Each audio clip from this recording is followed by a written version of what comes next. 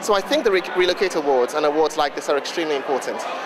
People don't always understand how much goes into the field of mobility, and it's a great opportunity to showcase the best of our industry and also to celebrate amongst ourselves what is good, what is great.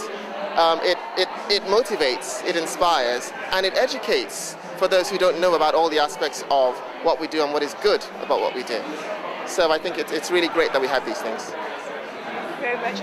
And in terms of challenges going ahead, Ezeibe, you're obviously your entry was very strong on compliance. Do you see that still being the case in the coming 12 months, or do you think things are shifting now with education initiatives and projects like yours at Sapient?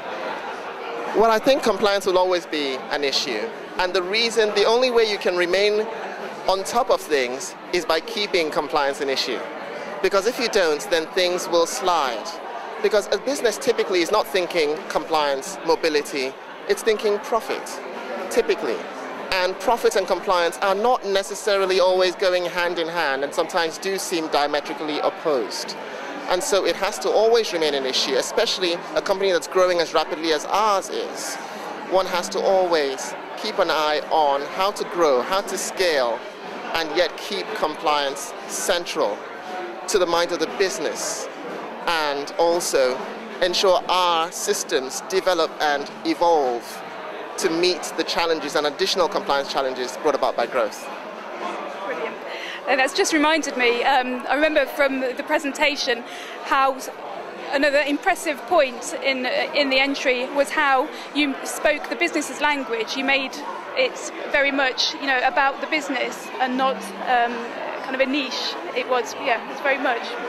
Absolutely, because if you go in there speaking simply your specialist language, you're not going to connect. A lot of business leaders won't connect with that. They're not immigration specialists, tax specialists. It doesn't mean anything. Tie it to dollars and cents.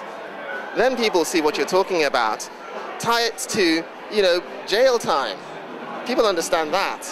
Tie it to things that people really do appreciate. Make it a real business issue. Otherwise, one could sound like a mad professor preaching to a class of bored students. And that's not what you want to be. You want to be a trusted advisor who is brought into the inner circle because people value what you have to say because they know it can affect the bottom line.